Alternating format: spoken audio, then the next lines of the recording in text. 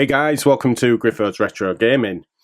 And today I'm going to be showing you some purchases that I made from an independent game store in Scarborough called the Gamepad, which absolutely fantastic store.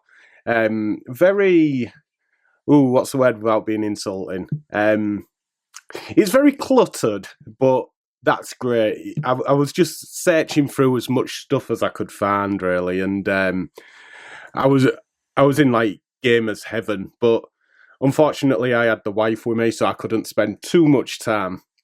But yeah, there was bits everywhere, like cupboards you could check in for games and things like that. But I got some footage, which I'll roll in a moment, and just to give you a flavour of what I'm on about. But yeah, there was some really good games in there for pretty decent prices, to be fair. And yeah, I came away with quite a few bargains. So I'll just show you what the store is like. Remember, it's a Gamepad and it's in Scarborough. And yeah, I can't recommend it enough, really. So take a look for yourselves, see what you think.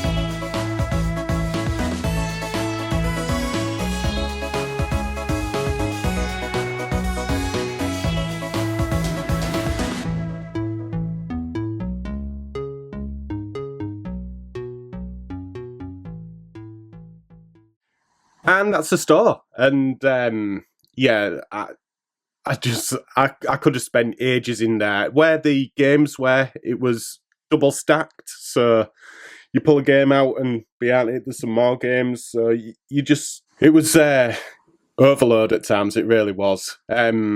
Cartridges as well, cartridge only if you're a collector of those. There was just boxes which let me rifle through, and there was some really good games in there. There was Resident Evil Gaiden, however you want to say it. I know I get a lot of hate for that, but I call it Gaiden. And yeah, it's £75 for a cartridge only in CEX. In Gamepad, £50 he wanted, and it was in decent condition as well. It wasn't like a peeled off sticker or anything like that. Really good condition.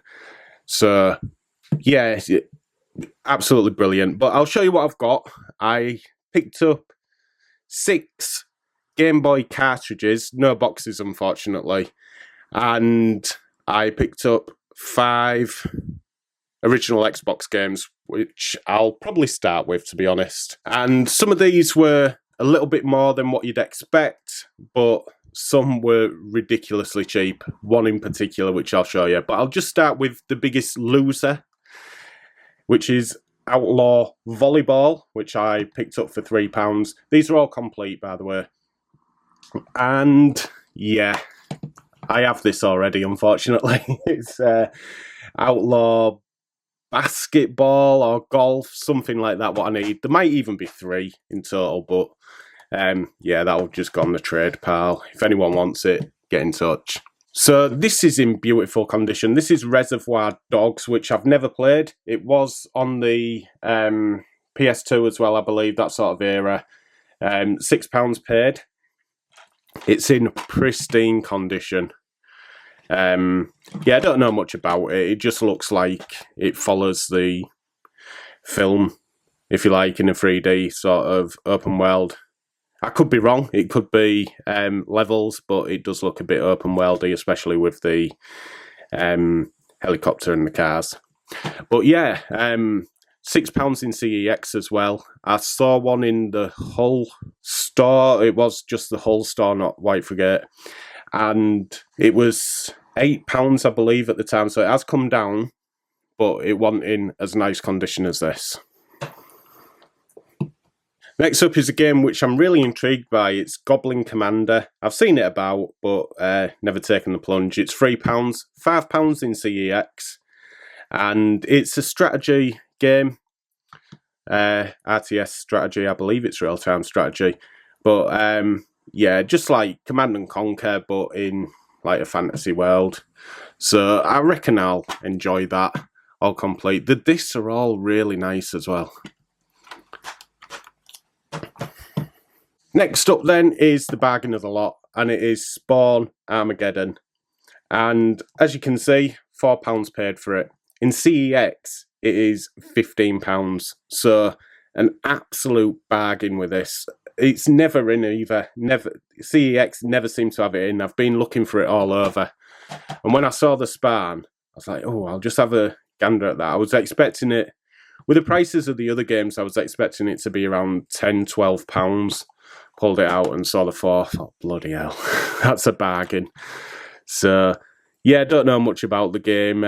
I believe he's kind of like a superhero-ish from a demonic sort of background, but yeah, I don't know much. But 3D sort of hack and slash type game, I believe. I really want to play it though.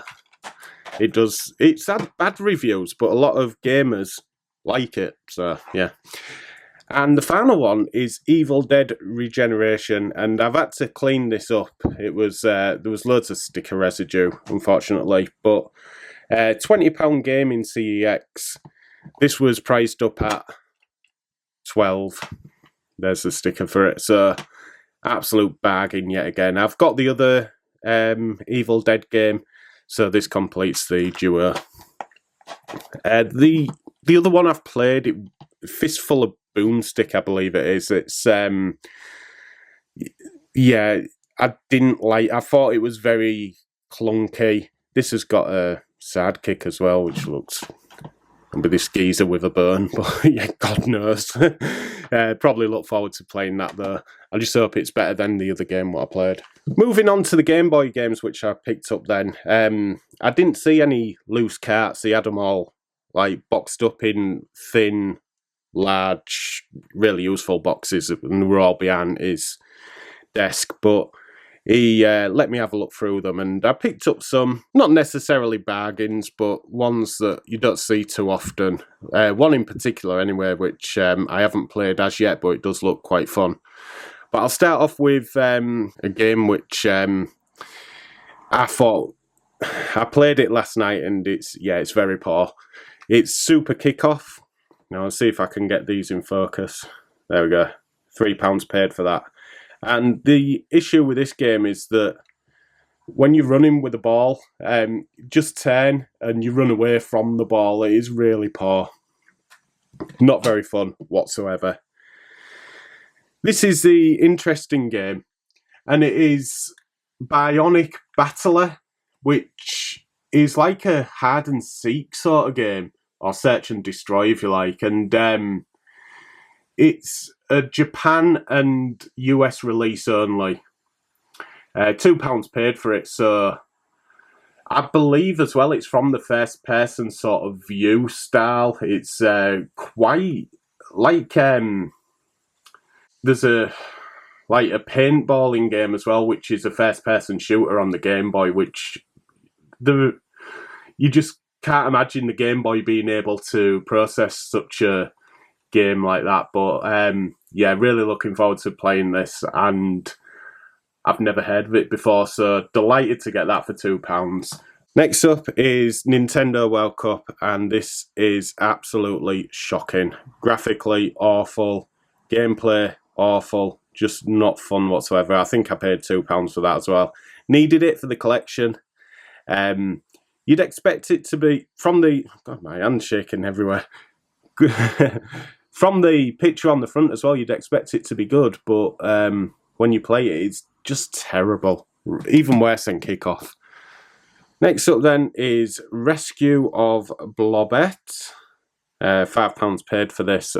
You can probably just see behind the sticker that it is a boy and his blob, part of that sort of from that universe. And sure enough, when you start playing it, you've got your blob and you're the boy, and you can feed it jelly beans, isn't it? Yeah, it's jelly beans that you feed him for different sort of powers and things like that. Really unique concept, but really fun game. The original, that is. This, yeah, I played it. I couldn't even get through the first door. I just had no idea what to do. So I need to give it a bit more time. But yeah, I mean, £5 as well. Maybe a bit much, but I think it's only about £3 in CEX, but I never see it again, so yeah, worth picking up. Now, next up is a pleasant surprise for me, and it is Puggley's Scavenger Hunt. And why is this a pleasant surprise? It's a very, well, no one ever seems to talk about it, but in a previous review, I did Addams Family on the Super Nintendo, and it's one of those games that I absolutely loved as a child, but could not complete. I found it ridiculously hard. Well, this is actually a port of that game, it seems, except you control Pugsley and not Gomez. So everything's in there, or more or less everything. The secret, like, what is it? The secret doorways for the special power-ups out there, and I haven't seen, like, you pick up either marbles or stones as a weapon, and a rapier or saber, and yeah, I've not seen those either, but the levels are the same, more or less. The enemies are the same, and it's equally as hard. But really enjoyed that. I know a lot of people won't, but I'll be spending a lot of time on this. £6, worth every penny to me. Absolutely delighted with that. So next up is another game from my childhood, and it is Teenage Mutant Ninja Turtles Fall of the Foot Clan.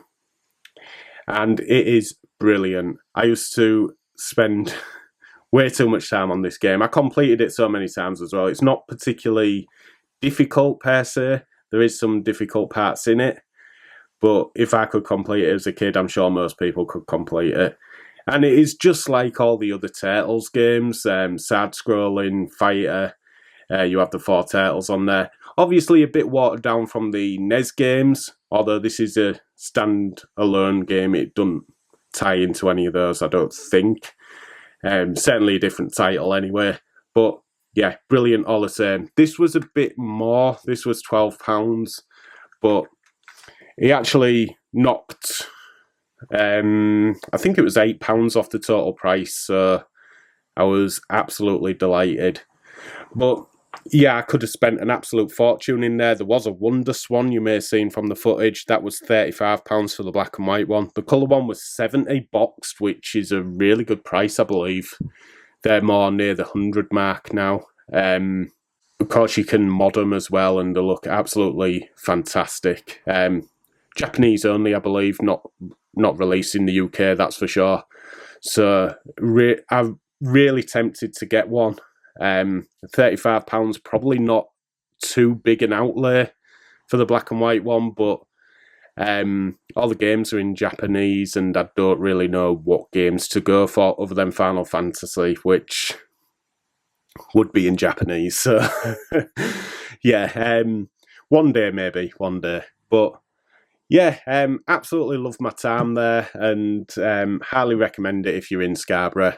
probably next year for summer now. But yeah, highly recommend it. So take a look, and I'm sure you'll find some bargains in there like I did. So I just want to thank everyone for watching. I hope you check out the store, and if you do, or if you already have, let me know what you get. Thanks for watching. I'll see you again very soon. Take care.